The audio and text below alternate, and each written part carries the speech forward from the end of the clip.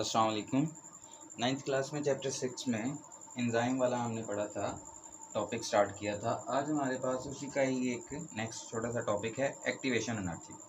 Activation energy क्या है, इसकी डिफ़ाइन और इसका क्या फंक्शन है, ये शॉर्ट क्वेश्चन जो है ना वो 2-3 तरह से इम्पॉर्टेंट है। पहले डिफ़ाइन देखें एक्टिवेशन। अगर वर्ड पे गौर करें तो एक्टिवेट करने के लिए एनर्जी चाहिए। एक्टिव का क्या मतलब होता है? एक्टिवेट मतलब किसी चीज़ को स्टार्ट करना, तो उसके लिए जो एनर्जी चाहिए हम क्या कहेंगे?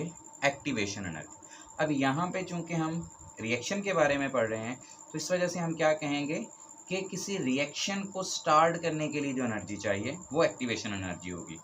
The minimum amount of energy which is required to start a chemical reaction.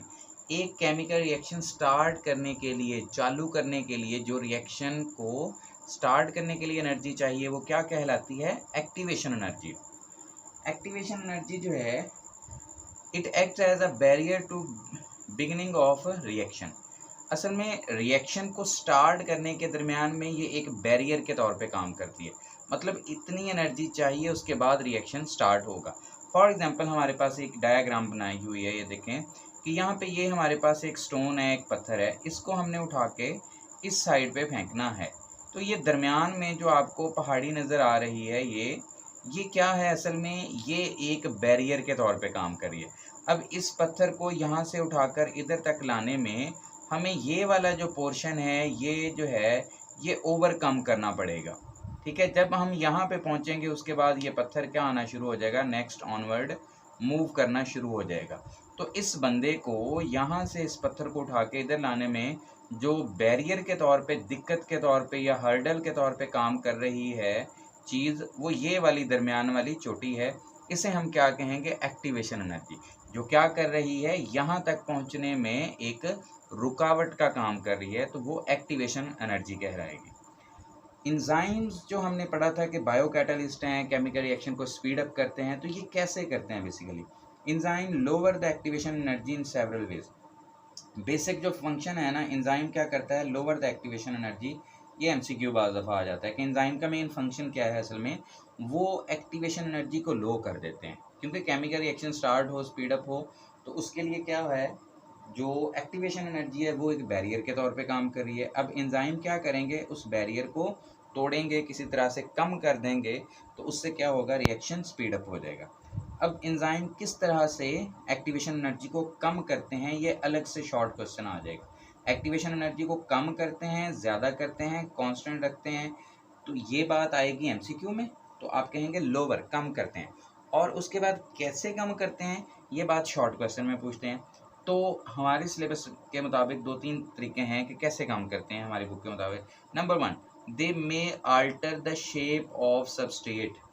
पहला जो पॉइंट है कि जो एंजाइम है ना वो शेप ऑफ सबस्ट्रेट को ही आल्टर कर दें। आल्टर का मतलब होता है चेंज कर दें, तब्दील कर दें। पहली बात हमारे पास क्या है कि एंजाइम क्या करें कि हो सकता है वो आल्टर का मतलब आल्टर भूल जाए तो आप यहाँ पे वर्ड चेंज लिख सकते हैं। They may change the shape of substrate and reduce the requirement of energy for this change. For example किसी सबस्ट्रेट की शक्ल कुछ एक तरह की है, वो उस तरह रिएक्शन सही नहीं कर पा रही, तो एंजाइम क्या करेगा? उसकी शक्ल को चेंज कर देगा, वो शक्ल बना देगा उसकी जिससे रिएक्शन स्पीड अप हो जाए, तेज़ हो जाए, और उससे उसकी एक्टिवेशन एनर्जी क्या हो जाए? कम। रिएक्शन स्पीड अप तभी होगा जब उसकी एक्टिवेशन एनर्जी कम होगी। तो एंजाइम बेसिकली क्या करेगा? उसकी शक्ल को चेंज कर देगा ताकि रिएक्शन क्या हो जाए? Speed up. तो फर्स्ट तरीका है एंजाइम के पास एनर्जी कम करने का, सबस्ट्रेट की शक्ल चेंज कर दे। दूसरा मेथड है हमारे पास, they may disrupt the charge distribution on substrate. अच्छा, वो आल्टर द शेप करता है, उसी को शेप को चेंज करने के लिए बाज़ दफ़ा वो क्या तरीकाकार अपनाता है कि वो जो चार्ज डिस्ट्रीब्यूशन होती है ना सबस्ट्रेट के ऊपर, उसको डिसरप्ट कर देता है, मतलब डिस्टर्ब कर देता है। दूसरे लफ्ज़ों में आप कह सकते हैं कि जो चार्ज हैं सबस्ट्रेट के ऊपर, चार्जेस, उनको अगर चेंज कर दे, उनमें कोई खलल डाल दे, उसमें कोई तब्दीली कर दे, तो उससे भी क्या हो जाएगा? एक्टिवेशन एनर्जी कम हो जाएगी। चार्जेस का एक सीक्वेंस बना हुआ है ना, अगर मिसाल के तौर पे सपोज करें plus minus plus minus plus minus का, इस तरह, तो ये क्या करे कि प्लस प्लस वालों को करीब ले आए, माइनस माइनस वालों को करीब ले आए। अब ये चार्जेस क्या हो जाएंगे, चेंज। अब इन चार्जेस चेंज होने की वजह से प्लस प्लस को माइनस माइनस को रिपेल करेंगे, इनकी रिपल्शन की वजह से भी क्या हो जाएगा, एक्टिवेशन एनर्जी कम हो जाएगी। हो सकता है इस रिपल्शन में सबस्ट्रेट की शक्ल ही चेंज हो जाए, तो उसमें भी फ़ायदा हो जाएगा, ताकि सबस्ट्रेट की शक्ल चेंज हो जाए चार्ज डिस्ट्रीब्यूशन की वजह से, उसमें तब्दीली की वजह से, तब भी क्या हो जाएगा, रिएक्शन की स्पीड जो है वो बढ़ जाएगी। तो एंजाइम का मेन फंक्शन क्या है, रिएक्शन की स्पीड को बढ़ाना, वही वो अपने तरीके से बढ़ा रहा है। तीसरा क्या कर रहा है कि they may bring the substrate in correct orientation to react. Orientation का मतलब होता है सिम्त। क्या हो सकता है कि एंजाइम सबस्ट्रेट को पकड़ के करेक्ट ओरिएंटेशन में, सही सिम्त, दुरुस्त सिम्त में लेके आए, ताकि क्या हो, उससे रिएक्शन की स्पीड बढ़ सके। बाज़ दफ़ा सबस्ट्रेट को करेक्ट ओरिएंटेशन में लेके आना होता है ताकि रिएक्शन हो सके। तो उसमें हेल्प कौन कर रहा है, बेसिकली उसमें हेल्प भी एंजाइम कर रहा है। पहला तरीका है लोअर एक्टिवेशन एनर्जी करने का, कि alter the shape of substrate. दूसरा है कि चार्जेस की डिस्ट्रप्शन हो जाए। और तीसरा है सबस्ट्रेट को करेक्ट ओरिएंटेशन में लाकर रिएक्शन करवा दिया जाए, जिससे क्या होगा, रिएक्शन स्पीड अप। अब ये है हमारे पास एक ग्राफ बनाया हुआ, एक्टिवेशन एनर्जी का ग्राफ है कि विद एंजाइम और in the absence of enzyme कैसे। यहाँ पे हमारे पास कोई सबस्ट्रेट है, ठीक हो गया, ये एनर्जी ऊपर की तरफ जो ग्राफ है, ये इस तरफ एक्स एक्सेस वाई एक्सेस पे फ्री एनर्जी है और एक्स एक्सेस पे प्रोग्रेस ऑफ रिएक्शन है। अब यहाँ पे हमारे पास सबस्ट्रेट है। पहले अगर हम ग्रीन वाली लाइन को देखें यहाँ पे, तो ये वाला जो यहाँ तक ग्राफ ऊपर जाता है, उसके बाद ऐसे नीचे आ रहा है। अब यहाँ से लेकर यहाँ तक का जो डिस्टेंस है इतना ज़्यादा, वो क्या है, एक्टिवेशन एनर्जी है।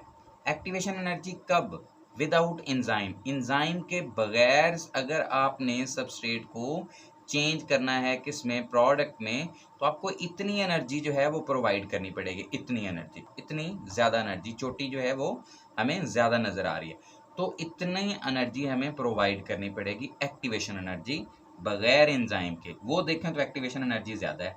लेकिन अगर इस रेड वाली लाइन को देखें आप, रेड वाले ग्राफ को, तो ये उसकी निस्बत कंपैरेटिवली काफ़ी कम है, उसकी बनिस्बत काफ़ी कम है। तो ये वाली जो मैंने रेड में लिखी है, ये क्या है, एक्टिवेशन एनर्जी विद एंजाइम। अब देखें एंजाइम ने बेसिकली क्या किया है, इतनी बड़ी जो चोटी है उसको कम करके, ठीक है, थोड़ी सी जगह तक थोड़ा सा एनर्जी की मिकदार चाहिए। एंजाइम की मौजूदगी में इतनी एक्टिवेशन एनर्जी होगी और एंजाइम की गैर मौजूदगी में इतनी एक्टिवेशन एनर्जी चाहिए। तो बेसिकली एंजाइम ने क्या किया, सबस्ट्रेट को प्रोडक्ट में लाने के लिए, अगर आप देखेंगे तो आपको क्लियर पता चल जाएगा कि असल में एंजाइम ने क्या किया है, एक्टिवेशन एनर्जी को कम किया है। ठीक है स्टूडेंट, ये हमारे पास इसका ग्राफ था, ये डिफाइन और ये कैसे काम करता है, ये शॉर्ट क्वेश्चन के पॉइंट ऑफ व्यू से इम्पॉर्टेंट है। ओके बच्चों, अल्लाह हाफिज़।